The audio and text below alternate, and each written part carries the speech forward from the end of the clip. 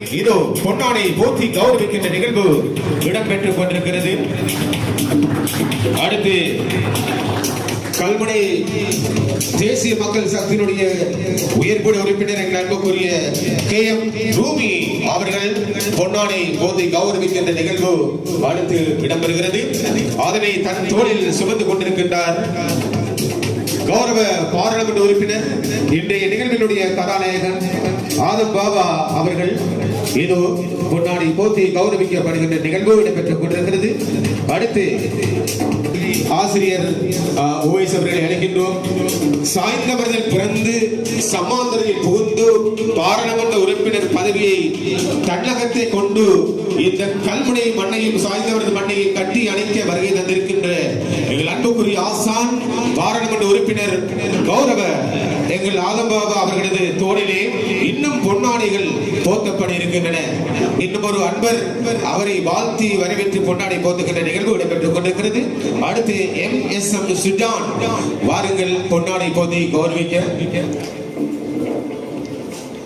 பொன்னாடை போர்த்தி கௌரவிக்கின்ற நிகழ்விலே அடுத்து சுஜான், அதேபோல் ஓய்வு பெற்ற விமானப்படை உத்தியோகத்தர் அன்புக்குரிய தமிம் அவர்கள் பொன்னாடை போர்த்துகின்ற நிகழ்வு. கௌரவ பாராளுமன்ற உறுப்பினர் எங்கள் அன்புக்குரிய ஆதம் பாபா அவர்களது தோளிலே பொன்னாடைகள்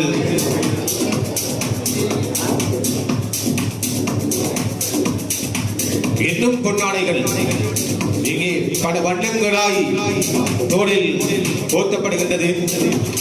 வண்ண வண்ண நிறங்களில் வானவில்லின் 7 வண்ணங்கள் போல் பொன்னாடிகளின் நிறங்களும் காட்சி தருகின்றன.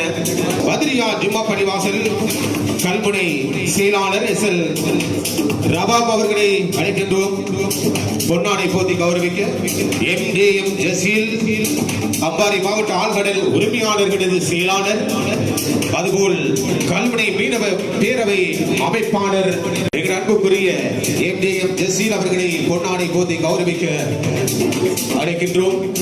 பொன்னாடைகளை ஏற்றுக்கொண்டிருக்கின்றார் கௌரவ பாராளுமன்ற உறுப்பினர் இஸ்லாமாபாத்தை சேர்ந்த CMA சதாத் SM அபுபக்கர் அவர்களையும் இந்த மேடைக்கு முன்னால் அழைக்கின்றோம் பொன்னாடை போர்த்தி கௌரவிக்க.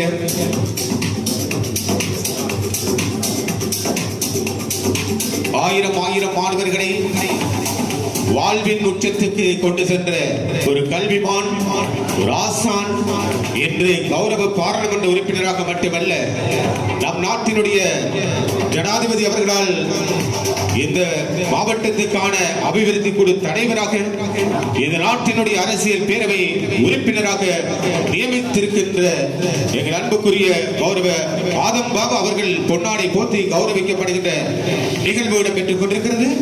கல்முனை வர்த்தக சங்க தலைவர் அல்ஹாட் சித்திக் அவர்களை பொன்னாடை போர்த்தி கௌரவிக்க அழைக்கின்றோம். கல்முனை மண் சார்பாக இதோ எங்கள் அன்புக்குரிய அல்ஹாட் சித்திக் அவர்கள் பொன்னாடை போர்த்தி கௌரவிக்கின்ற நிகழ்வு. ஆழ்கடல் மீனவ தலைவர் எங்கள் அன்புக்குரிய MC நசீர் அவர்களை அழைக்கின்றோம் பொன்னாடை போர்த்தி கௌரவிக்க. அதுபோல் ஆழ்கடல் மீனவ தலைவராக இருக்கின்ற MS நசீர் அவர்கள் பொன்னாடை போர்த்தி கௌரவிக்கின்ற நிகழ்வு இடம்பெற்றுக் கொண்டிருக்கிறது.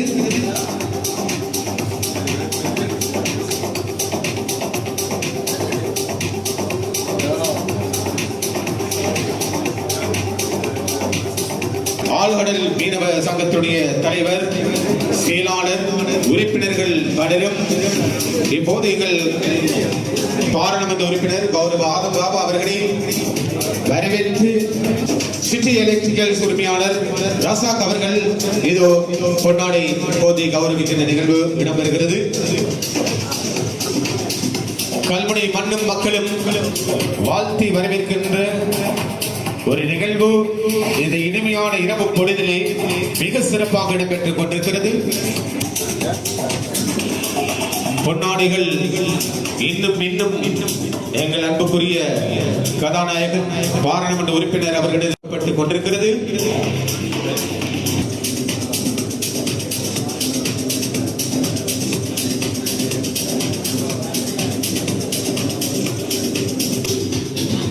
எல்லா பிரதேசத்திற்குமான ஒரு பாராளுமன்ற உறுப்பினராக எங்கள் மத்தியில் உலா வருகின்ற ஒருவர், மென்மையானவர், பண்பானவர், ஆயிரம் ஆயிரம் மாணவர்களை உருவாக்கியவர். அவரிடம் கற்றவர்கள் இன்று எத்தனையோ துறைகளில் இருக்கின்றார்கள். விஞ்ஞான துறையிலே பட்டம் பெற்றவர்கள், அதுபோல் வைத்தியர்களாக இருக்கின்றார்கள். 1996ஆம் ஆண்டு, அதற்கு முன்னர் காலப்பகுதியிலே விலங்கியல் ஆசானாக எல்லோராலும் பேசப்பட்ட ஒருவர். அன்று அவருடைய இளைஞர் காலத்து துடிப்பு இன்று இந்த மண்ணுக்காக பாராளுமன்ற உறுப்பினர் என்ற பதவியை, பட்டத்தை சுமந்து நிற்கின்ற அளவுக்கு கிடைத்திருக்கிறது. அதை நாங்கள் ஏற்றிருக்கின்றோம். அவருக்காக பாடுபட்ட எத்தனையோ உள்ளங்கள் பல ஊர்களில் இருக்கின்றார்கள். எங்கள் அன்புக்குரிய ஆலம் பாபா அவர்களையும் உங்கள் அன்பு கரகோஷத்திற்கு மத்தியிலே அழைக்கின்றோம். நினைவு சின்னம் வழங்கி கௌரவிக்கப்படுகிறது. கல்முனை அல்ஹாட் எஸ்எல் அரசுடைய ஹாஜியார் அவர்கள் தன்னுடைய அன்பு கருத்தினால் எங்களுடைய கௌரவ பாராளுமன்ற உறுப்பினருக்கு வழங்கி வைத்த அந்த நினைவு சின்னம் மட்டுமல்ல, கல்முனை நிப்போன் எலக்ட்ரிக்கல் உரிமையாளர் அல்ஹாட் இப்ராஹிம் அவர்களை அன்போடு அழைக்கின்றோம். இப்ராஹிம் நினைவு சின்னத்தினை வழங்கி கௌரவிக்க முபாரிஸ் இதோ நினைவு சின்னம் வழங்கி கௌரவிக்கப்படுகிறது. கல்முனை இளைஞர் சமூக சேவை ஒன்றியத்தினுடைய செயலாளர், இந்த கட்சியினுடைய கல்முனைக்கான ஏற்பாட்டாளர்களில் ஒருவர், செயற்பாட்டாளர் AM முபாரிஸ் அவர்கள் அடுத்து நினைவு சின்னம் வழங்கி கௌரவிக்கின்ற நிகழ்வு இதோ அன்பு கரகோஷத்துக்கு மத்தியிலே அடுத்து நினைவு சின்னத்தினை வழங்கி கௌரவிக்கின்றார் AM முபாரிஸ் அவர்கள்.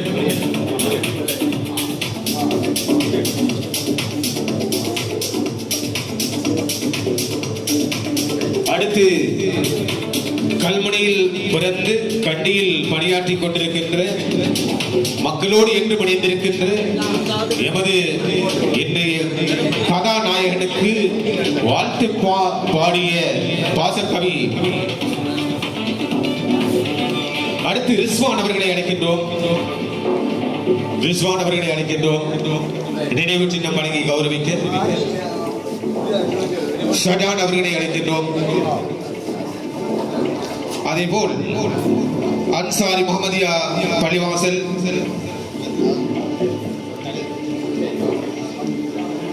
அன்சாரி முகமதியா பள்ளிவாசல் தலைவர், செயலாளர். அந்த அடிப்படையிலே அல்ஹாட் அப்துல் சமட் தலைவர் அவர்களையும் மற்றும் செயலாளர் அல்ஹாட் சுபைர் அவர்களையும் நினைவு சின்னம் வழங்கி கௌரவிக்க அழைக்கின்றோம். அன்சாரி முகமதியா பள்ளிவாசல் தலைவர் மற்றும் செயலாளர் வரிசையிலே அல்ஹாட் சமட் மற்றும் அவரோடு இணைந்து செயலாளர் சுபைர் இருவரும் எங்களது அன்புக்குரிய கௌரவ பாராளுமன்ற உறுப்பினர் அவர்களுக்கு நினைவு சின்னம் வழங்குகின்ற நிகழ்வு. சஜான்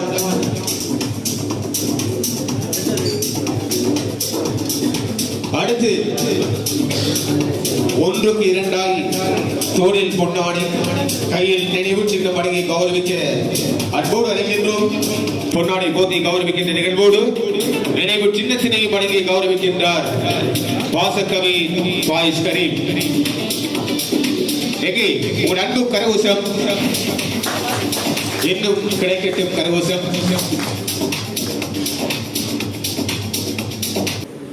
இந்த கல்முனை மண்ணை பல இடங்களிலும் சர்வதேசத்திலும் பேச வைத்தவர்கள் வரிசையிலே இங்கே வருகை தந்திருக்கின்ற SM Tahir, AJ டவுபர், SM Noorul Ameen, MM சியா இவர்களை வாழ்த்துகின்ற கௌரவிக்கின்ற நிகழ்வு அடுத்து எங்களுடைய கௌரவ பாராளுமன்ற உறுப்பினர் ஆதம் பாபா அவர்களால் கௌரவிக்கின்ற நிகழ்வாக இடம்பெற இருக்கிறது.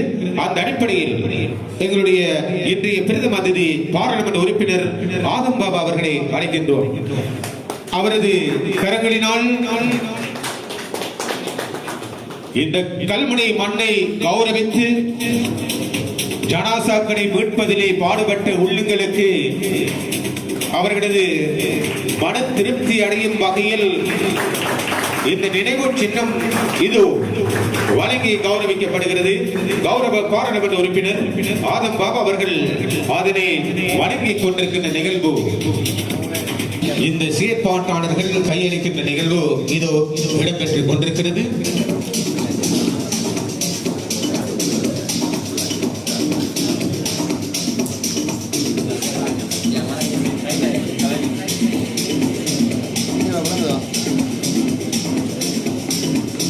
ஒரு நீண்ட வாழ்த்துப்பா எங்களுடைய கௌரவ பாராளுமன்ற உறுப்பினர் அவர்களை வாழ்த்தி எழுதப்பட்ட வரிகள், அழகான வரிகள், அற்புதமான வரிகள், கருத்தானமிக்க வரிகள், அவருடைய சேவைகள், எமக்கு அவரால் கிடைக்க வேண்டிய தேவைகள்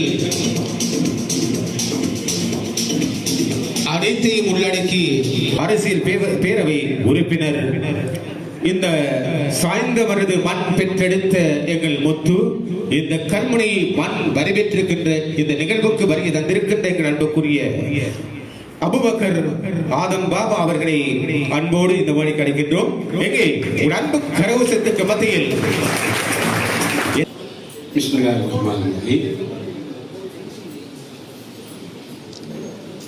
இந்த வரவேற்பு நிகழ்வினை சிறப்பாக ஏற்பாடு செய்வதற்கு தன்னை அர்ப்பணித்து மிக நீண்ட தூரம் பயணம் செய்து ஏற்பாடு செய்திருக்கின்ற என் தலைமை அல்ஹாஜ் அல்சிதி தொழிலதிபர் அவர்களே, அதுபோன்று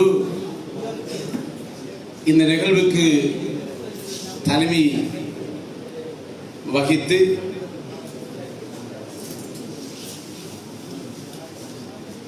இவ்வாறான ஒரு நிகழ்விலே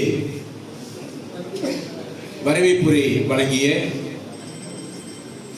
எனது அன்புக்குரிய தோழர்களில் ஒருவரான முபாரிஸ் அவர்களே,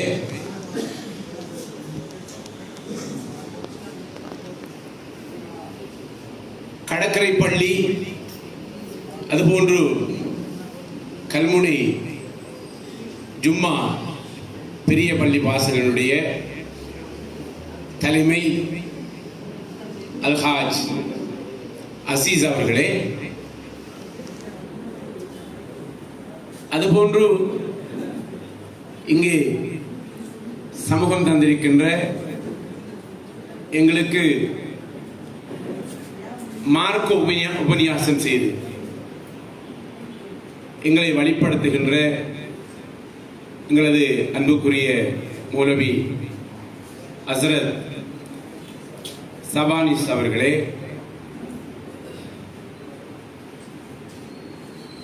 அதுபோன்று இங்கு தலைமை உரை வழங்கிய எனது வகுப்பறை தோழன்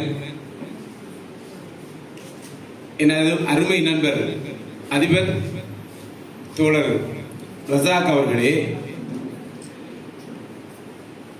இந்த நிகழ்விலே கலந்து சிறப்பித்துக் கொண்டிருக்கின்ற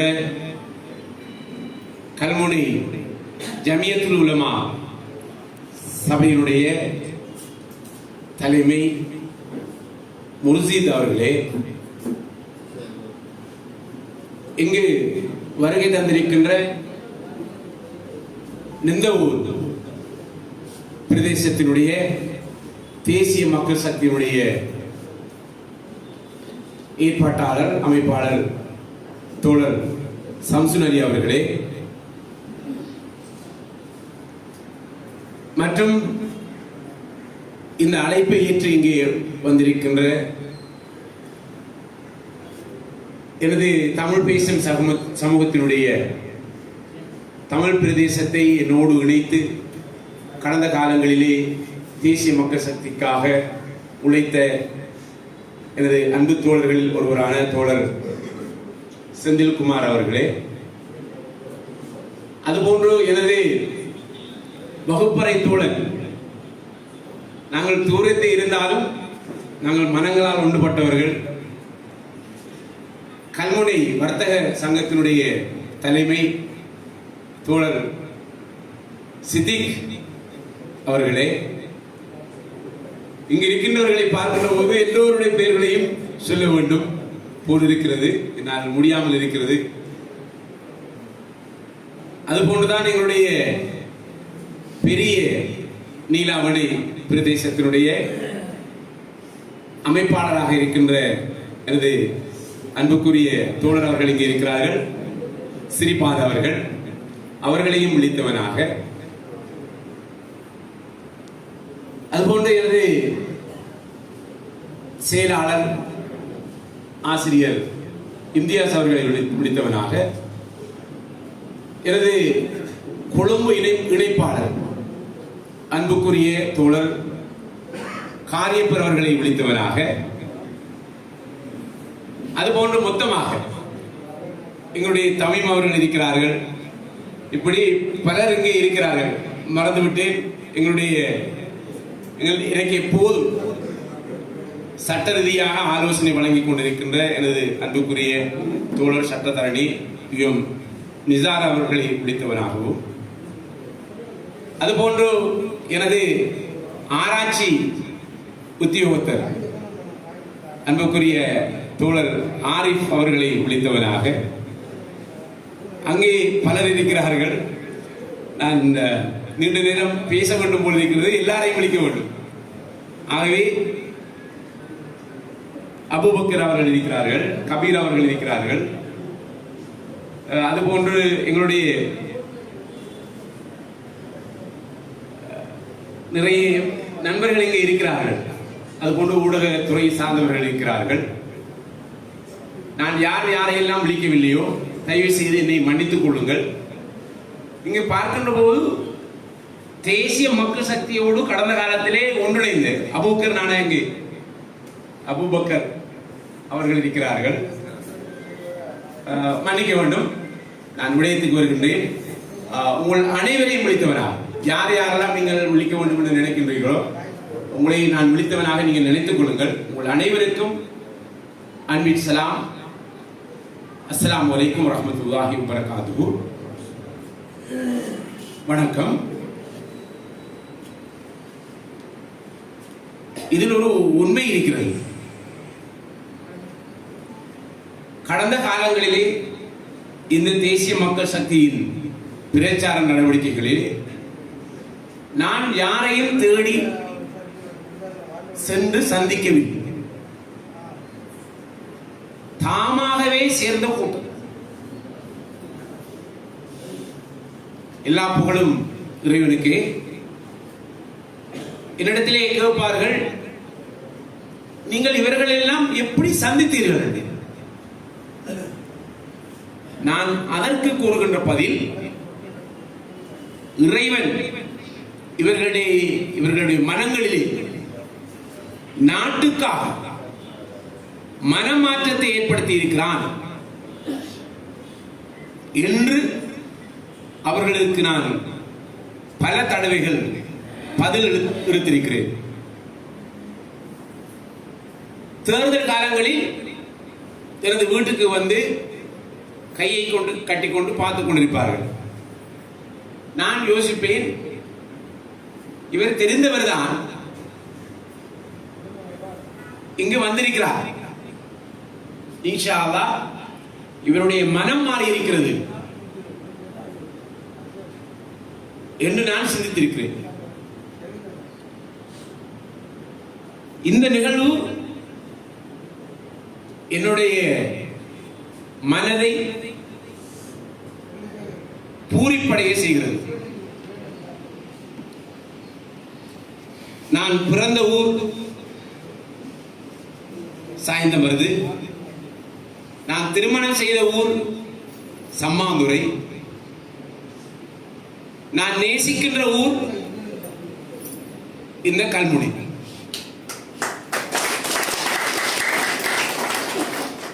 என்னிடத்திலே கேட்பார்கள்,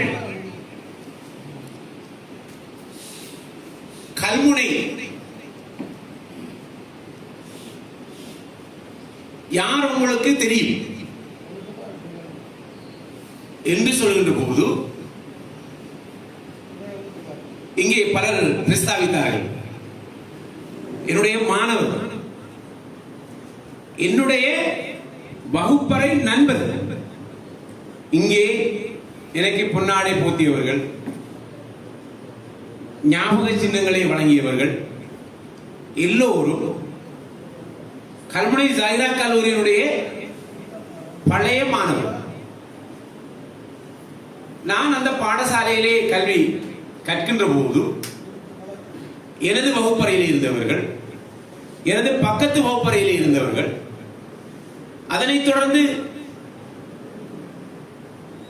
நான் கற்றல் கற்பித்த நடவடிக்கைகளிலே ஜைரா கல்லூரியிலே ஈடுபடுகின்ற போது நான் கற்பித்த மாணவர்கள். இந்த தேர்தல் காலங்களிலே முடிந்த அளவுக்கு நான் கல்முனை பிரதேசத்துக்குள்ளே வீடு வீடாக நான் சென்றிருக்கிறேன். பெரும்பாலான வீடுகளுக்கு நான் சென்றிருக்கிறேன். தேர்தல் வேட்பாளர்கள் வீடுகளுக்கு செல்லக்கூடாது என்பது தேர்தல் சட்டம். இருந்தாலும் அப்பப்போது மக்கள் போய்த்து விடுவார்கள் என்பதற்காக ஏன் அவர் வரவில்லை என்பதை அறிந்த நான் அப்பப்ப வீடுகளுக்கு சென்று நான் பார்த்தேன்.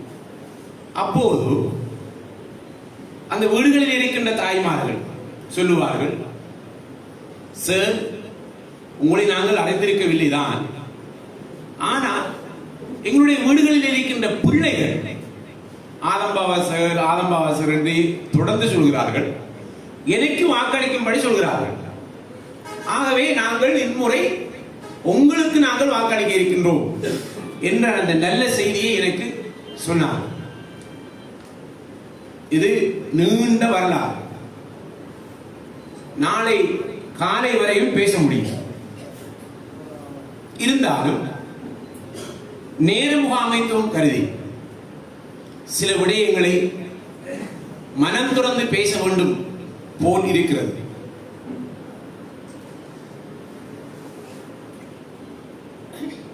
குறிப்பாக நான் இப்போது ஒரு பாராளுமன்ற உறுப்பினர். அது மாத்திரமல்ல, இலங்கை அரசியலமைப்பு பேரவையினுடைய ஒரு உறுப்பினரும் கூட.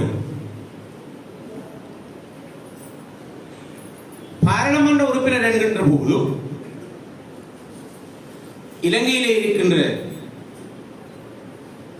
2,25,00,000 பேர்களிலே 225 பேர்களை மக்கள் தெரிவு செய்து ஏதோ ஒரு வழியில் பாராளுமன்றத்தில் இருந்து கொண்டிருக்கிறார்கள். அது மாத்திரமல்ல, இலங்கையினுடைய அரசியலமைப்பு சபையில் இலங்கையினுடைய சனத்தொகையிலே 2,25,00,000 என்று வைத்துக் கொண்டால் அதிலே 10 பேர் இருக்கிறார்கள். அதிலே நானும் ஒருவர். அது மாத்திரமல்ல, இங்கு கூறினார்கள், திகாமுடல மாவட்டத்தினுடைய கரையோர பிரதேசங்களில் இருக்கின்ற 11 பிரதேச செயலகங்களுடைய அபிவிருத்தி குழு தலைவராக நான் இருந்து கொண்டிருக்கிறேன். மாஷா அல்லாஹ், உங்களுடைய துஆக்கள் எனக்கு பலித்திருக்கிறது. இலங்கையின் அரசியலமைப்பு சபை என்பது அங்கு சபாநாயகர் அவர்கள் இருப்பார்கள், சட்டமா அதிபர் அவர்கள் இருப்பார்கள். அதுபோன்று இலங்கையினுடைய பிரதம மந்திரி அந்த சபையில் இருப்பார். சபையினுடைய பிரதம கொறடா அரச தரப்பு அங்கே இருப்பார். அக்கட்சி சார்பான ஒருவராக இன்னொருவர் இருப்பார், அது நான் இருக்கின்றேன். எதிர்கட்சி தலைவர் இருப்பார். எதிர்கட்சியினுடைய இன்னொரு உறுப்பினரும் இருப்பார். இதோடு சேர்ந்து 3 உயர் நீதிமன்ற நீதிபதிகள் அங்கே இருப்பார்கள். மாஷா அல்லாஹ், இப்படியான ஒரு சபையிலே என்னை இந்த நாட்டினுடைய தலைமை தோழர் அனுரகுமார திசாநாயக்கா அவர்கள் விரும்பி அந்த சபையிலே என்னை ஒரு உறுப்பினராக சேர்த்திருக்கிறார்கள். அதுபோன்றுதான் இறக்காமம் தவிர்ந்து ஏனைய எல்லா தமிழ் முஸ்லிம் பிரதேச செயலகங்களுடைய அபிவிருத்தி குழு தலைவராக என்னை நியமித்திருக்கிறார்கள். ஏன் நான் இதை கூறுகின்றேன் என்று சொன்னால், இன்று சிலர் பேசுகிறார்கள், தேசிய மக்கள் சக்தி அதனுடைய தலைமை இந்த நாட்டினுடைய அமைச்சரவையிலே ஒரு முஸ்லிமை இணைத்துக் கொள்ளவில்லை, அமைச்சு பதவி வழங்கவில்லை என்று கூறுகிறார்கள். உண்மையில் எனக்கு இப்போது விளங்குகிறது, நான் ஏதோ ஒரு வகையில் பாராளுமன்ற உறுப்பினராக தெரிவு செய்யப்பட்டிருக்கும் போது அவர்கள் ஒரு அமைச்சு பதவியை தந்திருந்தார்,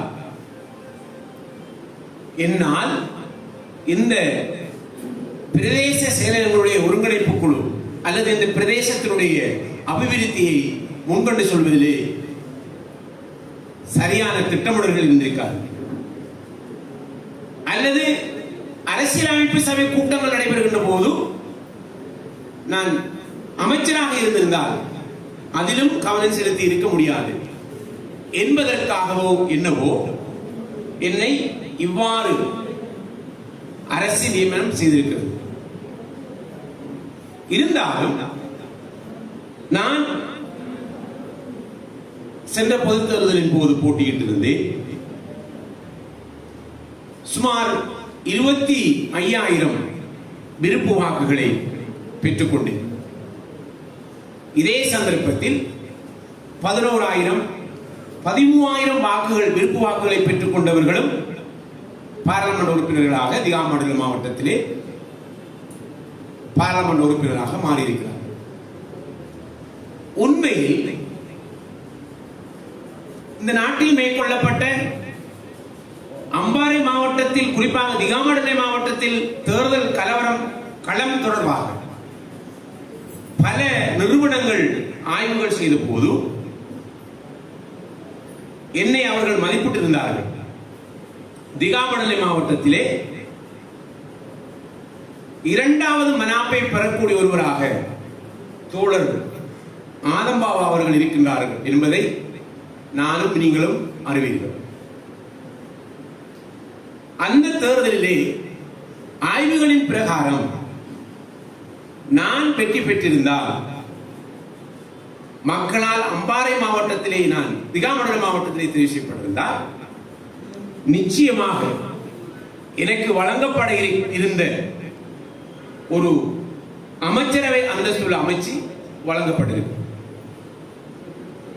எனக்கு முன்னர் பேசிய தோழர் ரசாக் அவர்கள் கூறினார்கள், சட்டம் மாற்றி அமைக்கப்பட்டது. எனது தேவை பாராளுமன்றத்துக்குள் இருந்தது என்பதை நான் அப்போதே அறிந்திருந்தேன். நான் பேசும்போது மேடைகளிலே இதை சொல்வதில்லை. நான் தோத்தாலும் வென்றாலும் பாராளுமன்ற உறுப்பினர் தான் என்பதை என்னோடு இருந்தவர்கள் அறிந்திருந்தார்கள். அதன் பிரகாரம் நான் பாராளுமன்ற உறுப்பினராக நியமிக்கப்பட்டு மாஷா அல்லாஹ் உங்கள் முன்னிலையில் உரையாற்ற கிடைத்தமைக்கு நான் எல்லாம் வல்ல இறைவனுக்கு நன்றி கூறியவனாக, என்னை நீங்கள் இன்று இந்த பிரதேசத்துக்கு வரவழைத்து மாலையிட்டு ஞாபக சின்னங்கள் வழங்கி கௌரவித்தமை இன்னும் ஒரு வகையில் இன்று நான் எனது பிரதேசங்களுக்கு சில மேற்பார்வைகளுக்காக சென்றிருந்தேன். அங்கு ஊர் தலைமைகள் வந்திருந்தன. நான் சொன்னேன், இன்று எனக்கு கல்முனை மக்கள் என்னை வரவேற்கிறார்கள் என்ற செய்தியை நான் அவர்களிடத்தில் சொன்னேன். ஏன் சொன்னேன் தெரியுமா? நான் பிறந்த மண் என்னை வரவேற்பதற்கு முதல் நான் நேசிக்கின்ற மண் என்னை வரவேற்கிறது என்பதுதான் இங்கு இருக்கின்ற உண்மை. அவர்கள் கவலைப்பட்டுக் கொண்டார். இருந்தாலும் எங்களுடைய கட்சி அல்லது நமது கட்சியினுடைய கொள்கையின் பிரகாரம் நாங்கள் மாலையிடுவது அல்லது பட்டாசு கொளுத்துவது என்பது ஒரு விரும்பத்தகாத ஒரு செயல் என்று நாங்கள் கற்றிருக்கிறோம். இருந்தாலும் இந்த பிரதேச மக்கள் என்னிடத்திலே பலர் வந்து இல்லை இதை நாங்கள் செய்ய வேண்டும், நீங்கள் வர வேண்டும் என்று என்னை அழைப்பார்கள். அப்போது நான் மிகவும் இதுக்கு நான் இந்த வரவேற்பை ஏற்றுக்கொள்வதா இல்லையா என்று நான் எனக்குள்ளே கேள்வி கேட்டவனாக இறுதியாக நான் முடிவெடுத்தேன், நிச்சயமாக இதுக்கு செல்ல வேண்டும் என்பதற்காக. அதன் பிரகாரம் உங்கள் மத்தியிலே உங்களுடைய வரவேற்பை மனநிறைவாக ஏற்றவனாக இங்கு உரையாற்றிக் கொண்டிருக்கின்றேன். அந்த வகையில் இந்த ஏற்பாட்டு குழு தொடர்பாக என்னை இந்த கல்முனை பிரதேசத்திலே ஆதரித்த இவர்கள் இருக்கிறார்கள். ஆனால் அவர்களை நான் இங்கு ஒரு சிலரை காணவில்லை.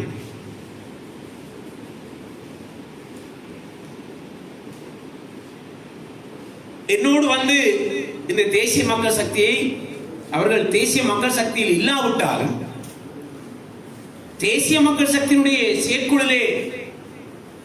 செயற்பாடுகளிலே பங்கு கொள்ளாவிட்டாலும் கட்சிக்கு வெளியே இருந்து சிலர் அவதானித்துக் கொண்டிருந்தார்கள். அப்போது அவர்கள் என்னை வந்து அணுகி சொல்வார்கள், தோழர் ஆதம்பாபா அவர்களே, நீங்கள் நினைக்கின்றீர்களா உங்களுடைய கட்சியினுடைய விசுவாசிகள் என்று சொல்கின்றவர்கள் உங்களை ஒருபோதும் வெற்றி வேட்பாளராக மாற்றுவதற்கு அவர்கள் விரும்பவில்லை. அவர்கள் உங்களுக்கு எதிராக உங்களை தோற்கடிப்பதற்காக செயற்பட்டுக் கொண்டிருக்கிறார்கள் என்ற செய்தியை எனது காதுக்குள்ளே போடுவார். அதனை நான் ஆய்வு செய்த போது அதனை நான் உணர்ந்து கொண்டேன். இவர்கள் எனக்காக ஒரு துரோகத்தை செய்கின்றார்களா என்பதை நான் நன்கறிந்தவனாக இருந்தேன். ஆனால் இந்த கல்முனை பிரதேசத்திலே நான் வீடு வீடாக இங்கே இருக்கின்ற என்னுடைய அன்பு தோழர்கள் இங்கே இருக்கிறார்கள். அவர்களை அழைத்துக் கொண்டு செல்கின்ற போது நான் பார்த்தேன், சாய்ந்தமருது தான் பிறந்த மண்ணை விட அதிகளவு வாக்கு 500 தானேனும் நான் கல்முனை மண்ணில் பெறுவேன் என்ற அந்த செய்தியை எனது மக்களுக்கு நான் கூறினேன். இருந்தாலும் இந்த பிரதேச மக்கள் வாக்களித்திருந்தார்கள். ஆனால் தேசிய மக்கள் சக்தி என்று முத்திரை குத்திக் கொண்டு எனக்காக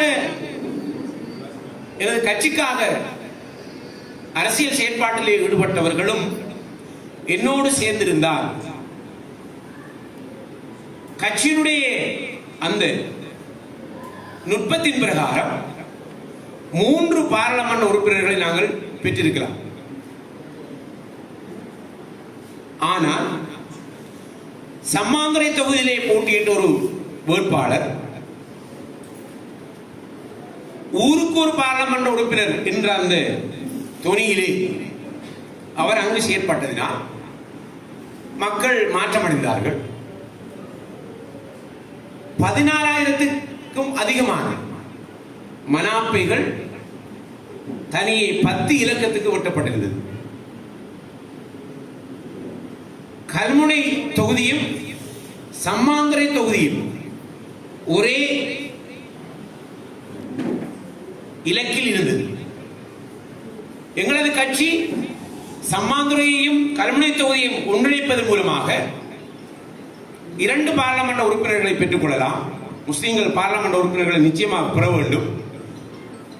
திகாமடுலை மாவட்டத்தில் இருக்கின்ற 4 தொகுதிகளில் 3 தொகுதிகளில் 3 முஸ்லிம்கள் வர வேண்டும். அதோடு ஒரு தமிழரும் வரலாம், விரும்பினால் தமிழ் மக்கள் வாக்களித்தால் வரலாம். இன்னும் ஒரு வேட்பாளர் வருவார். அவை 3 உறுப்பினர்கள். 3 உறுப்பினர்கள் வந்தால் 4வது உறுப்பினரை நாங்கள் பெற்றுக் கொள்ளலாம் என்பதுதான் எங்களுடைய நுட்பம். ஆனால் எங்களுடைய பிரதேசவாதம் காரணமாக, குறிப்பாக சம்மாந்துறை கல்முனை தொகுதி பிரதேசவாதத்தின் காரணமாக நாங்கள் பாராளுமன்ற உறுப்பினரை நாங்கள் இழந்தோம். நிச்சயமாக என்னோடு போட்டியிட்ட 27,000 விருப்பு வாக்குகள், எனது 24,000 விருப்பு வாக்குகள், இது ரெண்டையும் இணைக்கின்ற போது நிச்சயமாக சம்மாந்துறை தொகுதியிலே போட்டியிட்டவரும் நானும் வெற்றி பெற்றிருக்கிறார். ஆனால் கட்சி எங்களுக்கு வலியுறுத்தியது, நீங்கள் உங்களுடைய மனாப்பைகளை 3 பேருக்கு இடுங்கள், 3 உறுப்பினர்களை பெற்றுக் கொள்ளுங்கள் என்று சொல்லி. ஆனால் நாங்கள் அப்போது அதை சரியான முறையிலே பயன்படுத்தாததன் விளைவாக இன்று நாங்கள் பாராளுமன்ற பிரதிநிதித்துவங்களை இழந்திருக்கின்றோம். இருந்தாலும் எனக்கு வழங்கப்பட்ட வாக்குறுதியின் பிரகாரம் பாராளுமன்ற உறுப்பினர் பதவியை தேசிய பட்டியல் மூலமாக பெற்றுக்கொண்டேன். இது ஒரு வரலாற்று தவறு. நாங்கள் பாராளுமன்ற பிரதிநிதித்துவத்தை பெறாத போது எங்களுடைய சிங்கள சகோதரர்கள் 4 பாராளுமன்ற உறுப்பினர்களை பெற்றுக் கொண்டார்கள். அதிலே இருக்கின்ற ஒரு பாராளுமன்ற உறுப்பினர் அல்லது இந்த நுட்பத்தை வகுத்து தந்த இன்னும் ஒருவர் சொன்னார், அப்பிட்ட லஜ்ஜாய், எங்களுக்கு வெட்கமாக இருக்கிறது, ஏன் முஸ்லிம்கள் இவ்வாறு செய்கிறார்கள் என்ற அந்த செய்தியை கட்சியினுடைய மிக முக்கியமான ஒருவர் எனக்கு சொன்னார். சபையிலே அதை சொன்னார். 4 பாராளுமன்ற உறுப்பினர்கள் உருவாக இருக்கின்ற ஒருவர் உடனடியாக நான் ராஜினாமா செய்கின்றேன், ஒன்றை முஸ்லிம்களுக்கு கொடுக்க வேண்டும் என்று சொல்கின்ற அளவுக்கு ஒரு பாராளுமன்ற சக சிங்கள பாராளுமன்ற சகோதர உறுப்பினர் கூறி, அவரை அங்கிருந்த மக்கள் இல்லை உங்களுக்கு மக்கள் வாக்களித்திருக்கிறார்கள், நீங்கள் இந்த பாராளுமன்ற உறுப்பினராக இருங்கள் என்று சொல்லும் அளவுக்கு அங்கு சம்பவங்கள் இடம்பெற்றதை நாங்கள் கண்டோம், பார்த்தோம், கேட்டோம். ஆகவே இது அரசியலில் மக்கள் இந்த நாட்டிலே மாற்றம் வேண்டும் என்பதற்காக ஒன்றிணைந்த போது நாங்கள் அதனை பெற்றுக்கொள்ள முடியாமல் போய்விட்டது ஒரு வரலாற்று சம்பவமாக இருந்து கொண்டிருக்கிறது. ஆகவே அன்புக்குரிய எனது தேசிய மக்கள் சக்தியினுடைய தோழர்களே, நண்பர்களே, இருந்தாலும் சுமார் 34 வருடங்களுக்கு பின்னர் நாங்கள் தேசிய மக்கள் சக்தி கல்முனை தொகுதியிலே வெற்றியிட்டது. அதற்கு முன்னர் இங்கு யார் இருந்தார்கள், அவர்கள் என்ன செய்தார்கள், தமிழர்களையும் முஸ்லிம்களையும் பிரித்தார்கள், அவர்களுடைய இலக்குகளை அடைந்தார்கள். கடந்த 34 வருடங்கள் இந்த பிரதேசத்திலே ஆட்சிப்படம் இருந்தவர்கள் மக்களுடைய செயற்பாடுகளில் அவர்கள் எதை செய்தார்கள் என்பதை நான் சொல்லி நீங்கள் தெரிந்திருக்க வேண்டிய அவசியம் இல்லை. ஆனால் இந்த நாட்டிலே ஏன் எங்களது பிரதேசம் கல்முனை தொகுதி தேசிய மக்கள் சக்தி வெற்றியிட்டது, சம்மாந்துறை தொகுதியிலே தேசிய மக்கள் சக்தி வெற்றியிட்டது, புத்துவில் தொகுதியிலே சுமார் 2500 வாக்குகளால் நாங்கள் தோற்கடிக்கப்பட்டோம், தோற்று போனோம். ஆகவே அம்பாறை மாவட்டத்தில் மக்கள் வாக்களித்து இந்த நாட்டிலே தேசிய மக்கள் சக்தி ஆட்சி அமைத்திருக்கிறது. இருந்தாலும் நாங்கள் வெற்றி பெற்றவர்கள் என்று நாங்கள் பார்க்கின்றோம். தேசிய மக்கள் சக்தி வெற்றி பெறும் என்று எங்களுடைய எதிர்க்கட்சியினர் அறிந்திருந்தாலும், குறிப்பாக கல்முனை தொகுதியிலே தேசிய மக்கள் சக்தி வெற்றி பெற்றது அவர்களுக்கு இன்று அவர்களுடைய கட்சிக்கு மிகவும் மனவேதனை அளித்திருப்பது போல் தெரிகிறது. அதன் காரணமாக எதிரே வருகின்ற உள்ளூராட்சி மன்ற தேர்தல்களிலே வெற்றி பெற முடியும் அல்லது தேசிய மக்கள் சக்தியை தோற்கடிக்க வேண்டும் என்பதற்காக இன்று பல எதிர்க்கட்சி உறுப்பினர்கள் இன்று மக்கள் மத்தியிலே போலியான சில பிரச்சாரங்களிலே அவர்கள் ஈடுபட்டுக் கொண்டிருக்கிறார்கள். எங்களுக்கு தெரியும், கல்முனை என்பது அல்லது கல்முனை தொகுதி என்பது தமிழர்களும் முஸ்லிம்களும் ஏஆர்எம் மன்சூர் அவர்கள் அமைச்சராக இருந்தபோது மிகவும் அந்யோன்யமாக வாழ்ந்ததை நான் என் கண்ணால் பார்த்திருக்கின்றேன். மினிஸ்டர் ஏஆர்எம் மன்சூர் அவர்கள் மர்ஹூம் அவர்களுடைய வீட்டிலே எங்களுடைய தமிழ் சகோதரர்கள் நிறைய பேர் இருப்பார்கள். எங்களுடைய முஸ்லிம் சகோதரர்களும் நிறைய பேர் அவரோடு ஒன்றாக இருந்து கலந்துரையாடியதை நான் பார்த்திருக்கின்றேன். இருந்தாலும் காலப்போக்கிலே திட்டமிட்டு இந்த பிரதேசத்திலே தமிழர்களும் முஸ்லிம்களும் அரசியலுக்காக பிரிக்கப்பட்டார்கள்.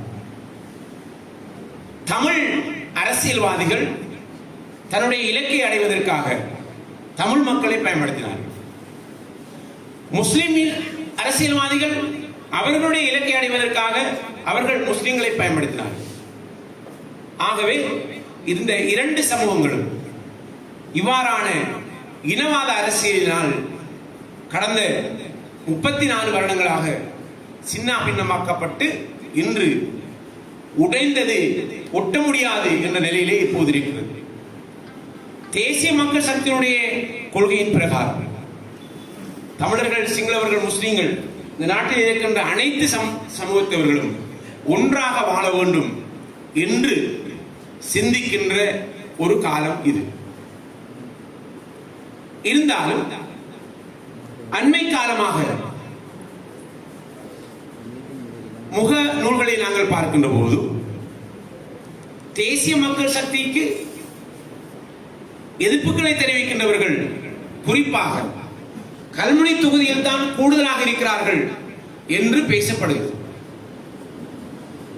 ஆகவே இவ்வாறு நாட்டிலே இருக்கின்ற அனைத்து மக்களாலும் தெரிவு செய்யப்பட்டு இந்த நாட்டினுடைய ஜனாதிபதி அவர்கள் இந்த நாட்டை விரைவாக ஒரு அபிவிருத்தி அடைந்த நாடாக மாற்ற வேண்டும் என்று செயற்பட்டுக் கொண்டிருக்கிற இந்த தருணத்திலே முஸ்லிம்கள், குறிப்பாக கல்முனை தொகுதியை நாங்கள் பார்க்கின்ற போது இந்த இனவாத செயற்பாடுகள் தொடர்ந்து மக்களை பிரிக்கின்ற செயற்பாடுகளிலே இவர்கள் ஈடுபடுகின்றார்களா என்ற ஒரு கேள்வி இருக்கிறது. ஆகவே தேசிய மக்கள் சக்தியுடைய தலைமையிடத்திலே நான் பல்வேறு சந்தர்ப்பங்களில் பேசியிருக்கிறேன். கல்முனை பிரச்சனை இன்று தேசிய பிரச்சனை. அது கல்முனை தொகுதிக்கு மட்டுமல்ல, நாட்டுக்குரிய பிரச்சனையாக இப்போது மாறி இருக்கிறது. அதன் காரணமாக தேசிய மக்கள் சக்தி கடந்த காலங்களிலே பல முறை இந்த கல்முனை பிரச்சனை தொடர்பாக பாராளுமன்றத்திலே பேசியிருக்கிறது கடந்த ஆட்சி காலங்களில். ஆகவே நாங்கள் இந்த பிரதேசத்திலே இருக்கின்றவர்கள் அந்யோன்யமாக வாழ வேண்டும் என்று தேசிய மக்கள் சக்தி இப்போது நாங்கள் அவரிடத்திலே பேசி இந்த பிரச்சனை எங்களுடைய தகப்பனார் காலத்திலும் இருந்தது, இப்போதும் இருக்கிறது. எங்களுக்கு பிறந்த குழந்தைகள் வருகின்ற போது இந்த பிரச்சனை இருக்கு. எனவேதான் தேசிய மக்கள் சக்தி இந்த விடயத்திலே கல்முனை பிரச்சனை தொடர்பாக ஆராய்ந்து இதற்கு விரைவாக தீர்வினை வழங்குவதன் மூலமாக எல்லா மக்களும் சந்தோஷமாக நிம்மதியாக வாழ வேண்டும் என்பதற்காக அவர்கள் பல்வேறு திட்டங்களை தீட்டி வருகிறார்கள். யாரும் பாதித்து விடக்கூடாது. முஸ்லிம்களுடைய ஆள்பிள்ளை இல்லை, தமிழ் மக்களுடைய ஆள்பிள்ளை இல்லை. இரண்டு சமூகங்களிலே இருக்கின்ற சிவில் சமூகம் ஒரு இடத்திலே கூடி பேசி விட்டுக் கொடுப்புகளை மேற்கொள்வதன் மூலமாகத்தான் எதிர்காலத்திலே இந்த பிரச்சனைக்கு சரியான தீர்வு வழங்க முடியும் என்று தேசிய மக்கள் சக்தி எதிர்பார்க்கிறது. நிச்சயமாக இந்த கட்சி ஆட்சி செய்கின்ற போது இந்த பிரச்சனைக்கான தீர்வினை நீங்கள் அல்லது நாங்கள் காணாவிட்டால் இன்னும் பல வருடங்களுக்கு இந்த பிரச்சனை நீடிக்குமா என்ற அந்த அச்சம் எங்கள் மனங்களிலே காணப்படுகிறது. ஆகவே எதிர்காலத்தில் கடந்த பல வருடங்களாக இந்த பிரச்சனை இருக்கிறது. இப்போது தேசிய மக்கள் சக்தி ஆட்சிக்கு வந்திருக்கிறது. இந்த பிரச்சனையை உடனடியாக தீர்த்து விடுங்கள் என்று சொல்லும் அளவுக்கு அந்த பிரச்சனையை நாங்கள் விரைவாக தீர்த்து விட முடியாது. ஆகவே இது தொடர்பாக ஆராய்ந்து மக்கள் மத்தியில் இருக்கின்ற பிரச்சனைகளை ஒரு மேடைக்கு அல்லது ஒரு மேசைக்கு கொண்டு வந்து இதற்குரிய தீர்மானங்களை சரியான முறையிலே பெற்றுக்கொள்வதன் மூலமாகத்தான் இந்த பிரச்சனைக்கான நிரந்தரமான தீர்வு நாங்கள் காண முடியும். இதை நான் ஏன் கூறுகின்றேன் என்று சொன்னால், தொடர்ந்தும் புதிதாக வந்த பாராளுமன்ற உறுப்பினர் எதையும் கூறுவதில்லை. அவர் என்னை நான் செய்யாததையெல்லாம் முகப்புத்தகங்களிலே முகப்புத்தக வீரர்கள் எழுதி கொண்டிருக்கிறார்கள். நான் சாய்ந்த மருதையும் கல்முனையையும் எனது இரண்டு கண்களாக நான் தேசிய மக்கள் சக்தியின் பாராளுமன்ற உறுப்பினராக இருக்கின்ற போது எனக்கோ இந்த தேசிய மக்கள் சக்திக்கோ எதுவும் நடந்துவிடக் கூடாது, எல்லா மக்களும் நிம்மதியாக இருக்க வேண்டும் என்பதை தொடர்ச்சியாக கட்சியுடைய தலைமை உட்பட எல்லோருக்கும் இப்போது கூறி விடயங்களை பேசிக் கொண்டிருக்கின்றேன். சிலர் பாராளுமன்றத்திலே பேசுவதில்லை என்று கூறுகின்றனர். ஒருவர் வந்து பாராளுமன்றத்திலே கல்முனை தொடர்பாக பேசுகின்ற போது அந்த பிரச்சனைக்கு தீர்வு வந்துவிடும் என்று நாம் எண்ணிவிடக்கூடாது. யாரும் பேசலாம், தீர்வு ஒரு இடத்திலே இருக்கு. ஆகவே நாங்கள் இந்த கல்முனை பிரதேசத்திலே கல்முனை தொகுதியிலே எல்லோரும் சந்தோஷமாக நிம்மதியாக வாழக்கூடிய ஒரு தீர்வினை நாங்கள் பெற்றுக்கொள்ள வேண்டும். அதற்காக என்னால் முடிந்தவரை இந்த கட்சியோடு பயணித்து நிரந்தரமான ஒரு தீர்வினை பெற்றுக் கொடுக்கவே நான் விரும்பிக் கொண்டிருக்கின்றேன். எனது கட்சியினுடைய விருப்பமும் அதுவாகத்தான் இருக்கிறது. ஒரு சமூகம் நன்மை அடைய இன்னும் ஒரு சமூகம் தீமை அடைவதற்கு நாங்கள் ஒருபோதும் இடமளிக்க முடியாது. ஆகவே பேச்சுவார்த்தைகள் மூலமாகத்தான் பிரச்சனைகளுக்கான தீர்வுகளை பெற்றுக்கொள்ள முடியும். ஆகவே எதிரே வருகின்ற காலங்களில் நாங்கள் இந்த இரண்டு சமூக தலைவர்களையும் ஓரிடத்திலே நாங்கள் அழைத்து பேசி இதற்கான தீர்வுகளை வழங்க வேண்டும் என்பதே எங்களுடைய இலக்காக இருந்து கொண்டிருக்கிறது.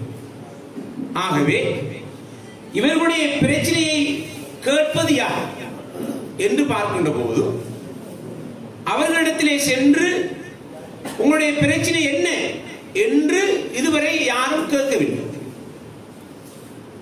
தமிழர்கள் வந்து தமிழ் சமூகம் வந்து எங்களிடத்திலும் கேட்கவில்லை, நாங்கள் சென்று அவர்களிடத்திலும் கேட்கவில்லை.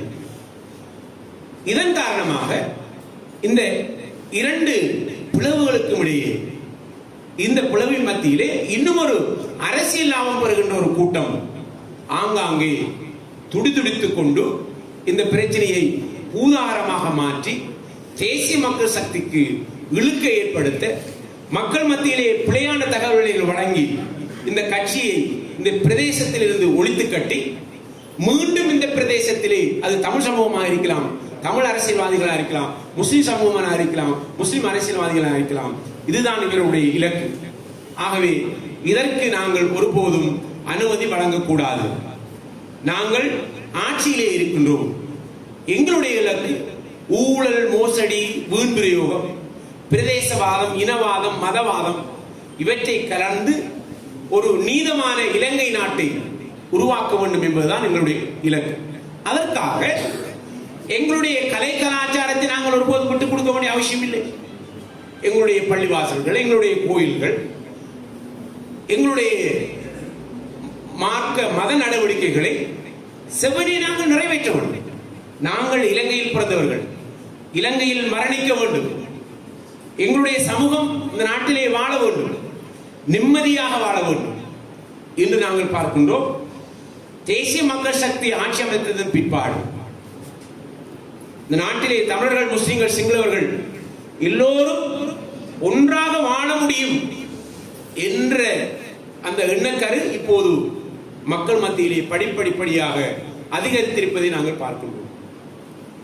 இனவாதம் பேசுவதில்லை யாரும். இப்போ இனவாதம் பேசினால் முகல் நூல்களில் தமிழ் முஸ்லிம் சமூகத்தை பிரிக்கக்கூடிய வகையிலே முஸ்லிம்களிடத்திலிருந்து தமிழர்களையும், தமிழரிடத்திலிருந்து முஸ்லிம்களையும், முஸ்லிம்களிடத்திலிருந்து சிங்களவர்களையும் பிரிக்கக்கூடிய விதத்திலே பிரதேசவாதத்தை பேசி முகல் நூல்களில் அல்லது பத்திரிகைகளில் யாராவது எழுதினால் அவர்களுக்குரிய தண்டனை பெற்றுக் கொடுக்கப்படும் என்று இன்று யாழ்ப்பாணத்திலே இந்த நாட்டினுடைய ஜனாதிபதி அவர்கள் பேசியது மட்டுமல்ல, இப்போது இருக்கின்ற சட்டங்கள் மூலமாக இனவாதம் பேசுபவர்களை தண்டிக்க முடியாவிட்டால் புதிய சட்டங்களை இயற்றியாவது இந்த நாட்டிலே இனவாதத்தை இல்லாமல் ஆக்க வேண்டும் என்று இன்று இந்த நாட்டினுடைய ஜனாதிபதி அவர்கள் பேசிக் கொண்டிருப்பதை நாங்கள் பார்க்கின்றோம். ஆகவே ஞானசேர தேரர் அவர்கள் எங்களுடைய முஸ்லிம் மார்க்கத்துக்கு எதிராக, முஸ்லிம்களுக்கு எதிராக எங்களுடைய மார்க்கத்தை பிழையாக பேசியதற்காக அவருக்கு இப்போது இந்த ஆட்சி வந்ததன் பிற்பாடு 9 மாதங்கள் சிறை தண்டனை அவருக்கு வழங்கப்பட்டிருக்கிறது. அவர் யாராக இருந்தாலும் தண்டனை வழங்கப்படும் இனவாதம் பேசினார் என்பதை இந்த சந்தர்ப்பத்திலே நான் கூறிக்கொண்டு, இன்று இந்த நாட்டிலே நாங்கள் பார்க்கின்றோம் பல்வேறு மாற்றங்கள் நடைபெற்றுக் கொண்டிருக்கின்றன. என்னுடைய உரையை நீங்கள் சற்று நேரம் நான் நினைக்கின்றேன். இருந்தாலும் நான் ஒரு நாட்டினுடைய ஒரு ஜனாதிபதியினுடைய ஒரு பிரதிநிதி, நாட்டிலே என்ன நடைபெறுகின்றது என்பதை நீங்கள் சற்று அறிய வேண்டும்.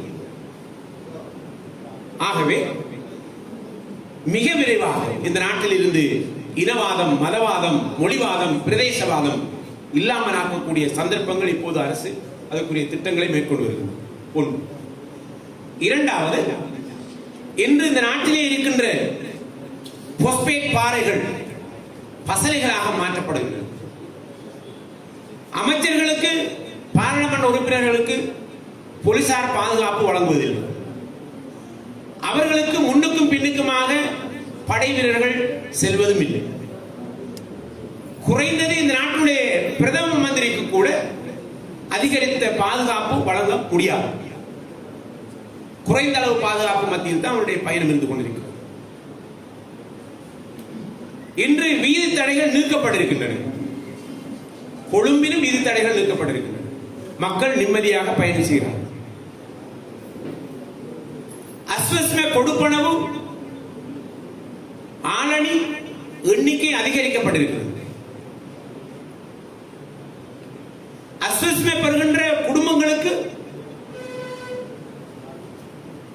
அவர்களுடைய பிள்ளைகளுடைய கல்வி செலவுக்காக 3000 ரூபாய் வழங்கப்படுகிறது. மன்னிக்கும், 6000 ரூபாய் வழங்கப்படுகிறது.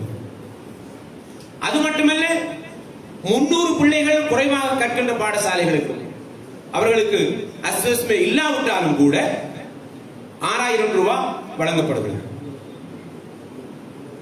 250 பிள்ளைகள் குறைவாக கற்கின்ற பாடசாலையிலே கற்கின்ற பிள்ளைகளுக்கு அவர்களுடைய பாதனையை பெற்றுக் கொள்வதற்காக பணம் வழங்கப்படுகின்றது. அது மாத்திரமல்ல, இன்று வெளிநாட்டு முதலீடுகள் அதிகரித்திருக்கின்றன. இலங்கையினுடைய பொருளாதாரம் வீதாசார அடிப்படையிலே அதிகரித்து செல்கிறது. பணவீக்கம் குறைவடைந்திருக்கிறது. அது மாத்திரமல்ல, பங்கு சந்தையினுடைய அளவு அதிகரித்து காணப்படுகிறது. விவசாயிகளுக்கான காப்புறுதி, அவர்களுக்கான கொடுப்பனவு அதிகரிக்கப்பட்டிருக்கிறது. மீனவர்களுக்கான எரிபொருள், அவர்களுக்கான எரிபொருளுடைய விநியோகம் அதிகரிப்பதாக கூறப்படுகின்றது. இந்தியா போன்ற நாடுகள் இலங்கைக்கான கடன் தொகையில் பெருந்தொகையை தள்ளுபடி செய்திருக்கிறது. சைனா அரசாங்கம் இந்த நாட்டிலே என்ன திட்டங்கள் வேண்டுமானாலும் நீங்கள் செய்யுங்கள், அதற்கு நாங்கள் பணம் தருகின்றோம், திட்டங்களை ஆரம்பியுங்கள், திட்டங்களை தாருங்கள் என்று கேட்கிறார்கள். இந்த நாட்டிலே 12 ஜெய்கா திட்டங்கள் கைவிடப்பட்டன. கடந்த ஆட்சியாளர்கள் இவர்கள் கொமிஷன் கேட்டார்கள். ஜப்பானிய ஜெய்கா நிறுவனம் நாட்டை விட்டு வெளியேறியது. 12 பாரிய திட்டங்கள், நாட்டை அபிவிருத்தி அடையக்கூடிய வகையில் அவருடைய திட்டங்கள் இருந்தன. ஆனால் இன்று அவர்கள் மீண்டும் நாட்டுக்கு வருகிறார்கள், அந்த 12 திட்டங்களையும் தொடர்ச்சியாக மேற்கொள்வதற்கு. இன்று அறுவடை காலமாக இருப்பதனால் 500 மில்லியன் ரூபாய்கள் விவசாயிகளிடத்திலே நெல்லை கொள்வனை செய்வதற்காக ஒதுக்கப்பட்டிருக்கின்றன. இந்த நாட்டில் இருக்கின்ற ஜனாதிபதிமார், முன்னாள் ஜனாதிபதிமார்கள், அவர்கள் வாழுகின்ற ஜனாதிபதி இல்லங்கள் மீண்டும் அரசினால் கையேற்கப்படுகின்றன. மஹிந்த கூட அவருடைய வீட்டை விரைவாக அரசுக்கு கையளிக்க வேண்டும். அது மாத்திரமல்ல, இந்த நாட்டிலே இருக்கின்ற 9 ஜனாதிபதி மாளிகைகள் மீண்டும் அரசினால் கையேற்கப்பட இருக்கிறது. இந்த ஜனாதிபதி மாளிகைகள் பாடசாலைகளாக, பல்கலைக்கழகங்களாக அல்லது ஹோட்டல்களாக மாற்ற இருக்கின்றன. இதனால் மக்களுடைய வரிப்பணம் மக்களுக்கு சென்றடையக்கூடிய சந்தர்ப்பங்கள் காணப்படுகின்றன. எதிரே வருகின்ற வரவு செலவு திட்டத்திலே அரசு உத்தியோகர்களுக்கான சம்பளம் அதிகரிக்கப்பட இருக்கிறது. விவசாயிகளுக்கான எம்ஓபி பசலை விநியோகம் 12.5 கிலோகிராம், அதனை இப்போது அரசாங்கம் விவசாயிகளுக்காக வழங்கிக் கொண்டிருக்கிறார்கள். அது மாத்திரமல்ல, இந்த நாட்டினுடைய ஜனாதிபதி அவர்கள் அரபு நாடுகள் அவர்களை அழைத்திருக்கிறது. இந்தியாவுக்கு சென்றிருக்கிறார், சீனாவுக்கு சென்றிருக்கிறார், ஜப்பானுக்கு செல்ல இருக்கிறார். அதனைத் தொடர்ந்து அரபு நாடுகளுக்கான பயணம் ஆரம்பமாக இருக்கிறது. அரபு நாடுகள் இலங்கைக்கு போதிய அளவு எண்ணெய் தருவதாக உறுதி அளித்திருக்கிறார்கள். அதனை நம்முடைய ஜனாதிபதி அவர்கள் விரைவாக செய்ய இருக்கிறார். அது மாத்திரமல்ல, என்னை போன்ற பாராளுமன்ற உறுப்பினர்கள், எங்களுடைய கட்சிக்கார 159 பாராளுமன்ற உறுப்பினருக்கும் இதுவரை அவர்களுக்கான வாகனம் வழங்கப்படவில்லை, சம்பளம் வழங்கப்படவில்லை, இருப்பிடங்கள் கூட சரியாக வழங்கப்படவில்லை. பாராளுமன்ற உறுப்பினர்கள் நாட்டிலே முதல் தடவையாக பஸ்களிலே அவர்கள் பிரயாணம் செய்கின்றார்கள்.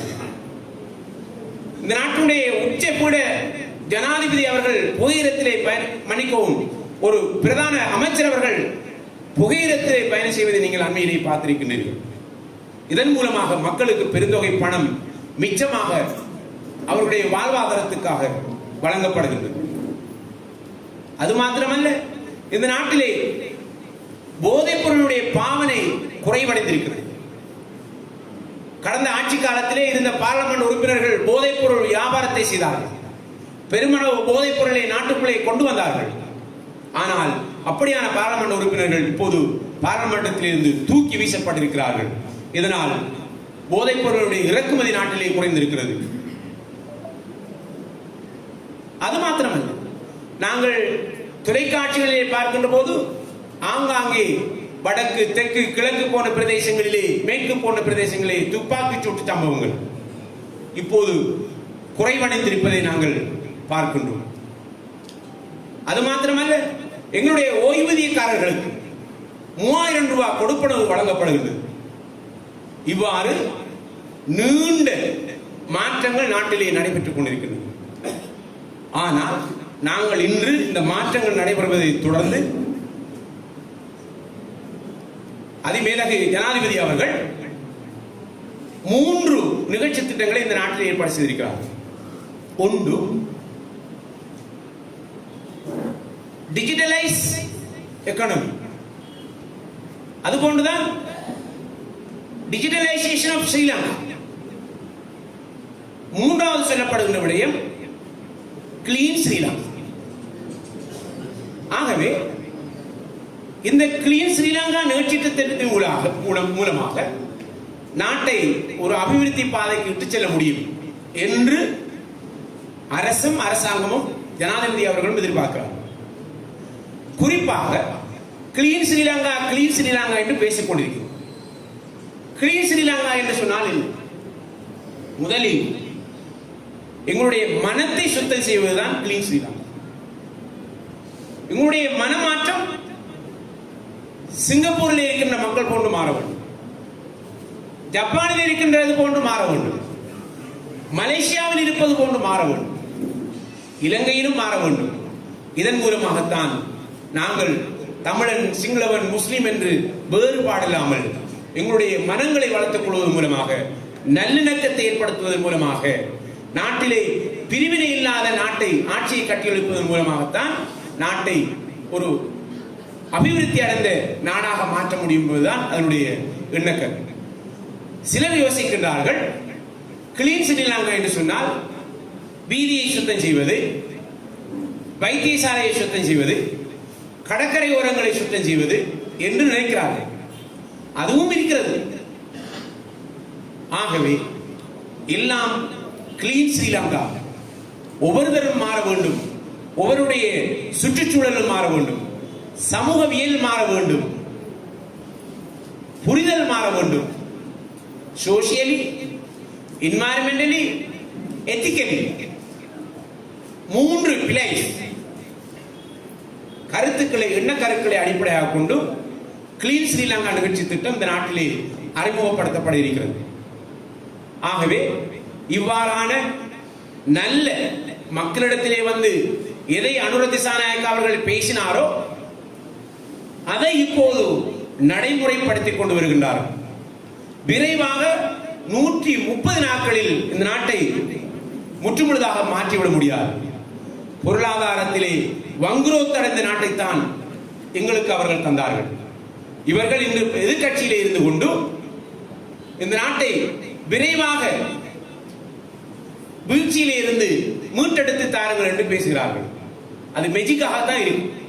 ஆகவே நாங்கள் குறுகிய கால, இடைக்கால, நீண்ட கால திட்டங்களை ஏற்படுத்தி மக்கள் மனங்களிலே மாற்றத்தை ஏற்படுத்தி வங்குரோத்து நிலையில் இருந்த நாட்டை இப்போது பொருளாதாரத்திலே சற்று அதிகரித்த ஒரு நாடாக நாங்கள் பார்த்துக் கொண்டிருக்கிறோம். இந்த நாட்டை ஊழல் மோசடி செய்தவர்கள் முஸ்லிம் தமிழ் அரசியல்வாதிகள் உட்பட சட்டத்துக்கு முன் அவர்களை நிறுத்த வேண்டும். இந்த நாட்டை அவர்கள் கொள்ளையடித்திருந்தால், ஊழல் மோசடி செய்திருந்தால் சட்டம் அவர்களை தண்டிக்கும். அவர்கள் சூறையாடிய சொத்துக்கள் நாட்டுக்குள் விடப்படும் என்று நாங்கள் வாக்குறுதி அளித்திருந்தோம். இன்று அது படிப்படியாக, அது மஹிந்தவாக இருக்கலாம், ரணிலாக இருக்கலாம், சந்திரிகா அம்மையாராக இருக்கலாம், யாராக இருந்தாலும் அவர்கள் எதிர்காலத்திலே வகை கூற வேண்டும். இவர்கள் மக்களை ஏழையாக்கி அரசியல்வாதிகள் பணக்காரர்களாக இந்த நாட்டில் மாறி இருக்கிறார்கள். கடந்த 76 வருடங்கள் இதுதான் இந்த நாட்டிலே நடைபெற்றது. ஆகவே இந்த செயல்முறைகள் எதிர்காலத்திலே மிக விரைவாக நடந்தேற இருக்கின்றன. எங்களுடைய எதிர்காலம் பற்றி தான் இப்போது பேசுகிறோம். எங்களுடைய குழந்தைகளுடைய எதிர்காலம் பற்றி தான் நாங்கள் இப்போது பேசுகிறோம். இந்த நாட்டில், இந்த ஆட்சியில் மனமாற்றமும் நீதியும் நியாயமும் ஒருத்தரோடு ஒருத்தர் இன்முகத்தோடு பழகி இந்த நாட்டை கட்டியெழுப்பாவிட்டால் ஒருபோதும் இந்த நாடு கட்டியெழுப்பப்பட முடியாது. ஆகவே நிச்சயமாக நாங்களும் எதிர்காலத்திலே வேற்றுமையில் ஒற்றுமை காண்போம், ஒற்றுமையாக இருப்போம். எங்களுடைய ஆழ்புல எல்லைகளை சீராக்கிக் கொண்டு நேராக பயணிப்போம். முகல் நூல்களில் எழுதுவதை பற்றி நீங்கள் சிந்திக்க வேண்டிய அவசியம் இல்லை. அவர்களுக்கு தண்டனை உண்டு. முகநூலில் எழுதினாலும் அதற்கு தண்டனை உண்டு. ஆகவே அன்புக்குரிய எனது கல்முனை வாழ் எனது இரத்தத்தின் இரத்தங்களே, நீங்கள் என்னை நம்புங்கள். என்னை நீங்கள் கருப்பு கண்ணாடி போட்டு பார்க்க வேண்டாம். நான் ஒரு பிரதேசவாதியாக இருந்தால் எனது ஊரை விட்டு நான் சம்மாந்துறைக்கு சென்று திருமணம் செய்திருக்க மாட்டேன். இங்கு பேசியவர்கள் சொன்னார்கள், நாங்கள் பாடசாலையில் கல்முனை ஜாயிரா கல்லூரியில் மிகவும் அன்பாக இருந்தவர்கள். இன்றும் அன்பாகத்தான் இருக்கின்றோம், அந்நியமாகத்தான் இருக்கின்றோம். நான் ஒரு எம்பி என்றாலும் என்னை சித்திக் அவர்கள் மச்சான் என்றுதான் சொல்வார். இங்கே இருக்கின்றார் ரசாக், அவர் என்னை சார் என்று சொல்வதில் எம்பி என்று சொல்லுது. மச்சான், மச்சான், என்ன நடக்கு மச்சான். எனக்கு அது சந்தோஷம். எம்பியா வந்த பிற்பாடு இப்படித்தான் பேசுகிறார்கள். நானும் அவர்களை அப்படித்தான் பேசுவேன். இது எல்லாம் குறைந்த காலம். மரணம் ஒன்று இருக்கிறது. எத்தனையோ அமைச்சர்கள், எத்தனையோ பாராளுமன்ற உறுப்பினர்களை நாங்கள் பார்த்து விட்டோம். ஆகவே நாங்கள் நிம்மதியாக வாழ வேண்டும், நண்பர்களாக வாழ வேண்டும், நாங்கள் ஒற்றுமையாக வாழ வேண்டும்.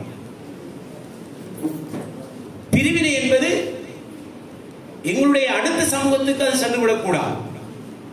பிரிவினைகளை நாங்கள் மறந்து எதிர்காலத்திலே நாங்கள் எல்லோரும் ஒன்றாக, தமிழர்களுடைய வீடுகளுக்கு முஸ்லிம்கள் செல்ல வேண்டும், முஸ்லிம்கள் வீடுகளுக்கு தமிழர்கள் வர வேண்டும்.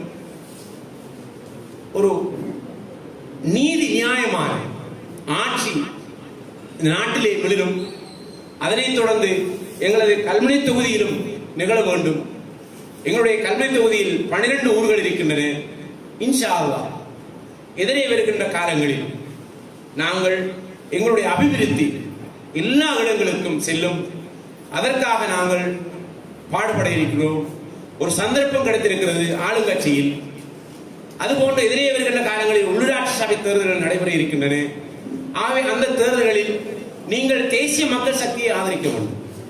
அப்படி ஆதரிக்கின்ற போது மட்டும்தான் மத்தியிலே எங்களுடைய ஆட்சி இருக்கின்ற போது எங்களுடைய பிராந்தியங்களிலும் தேசிய மக்கள் சக்தியினுடைய ஆட்சி இருக்குமாக இருந்தால், எங்களுடைய பிரதேசங்களில் அமைச்சர் AR மன்சூர் அவர்கள் பாடசாலை கட்டினார்கள்,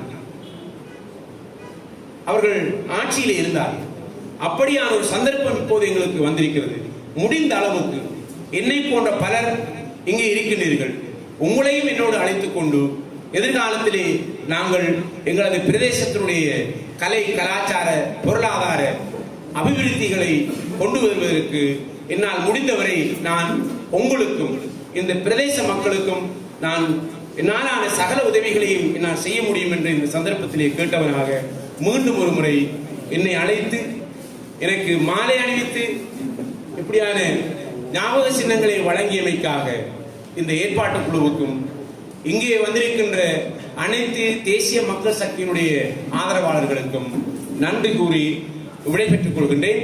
வாஹிர் தவானா அல்ஹம்துலில்லாஹி ரப்பில் ஆலமீன். அஸ்ஸலாமு அலைக்கும்.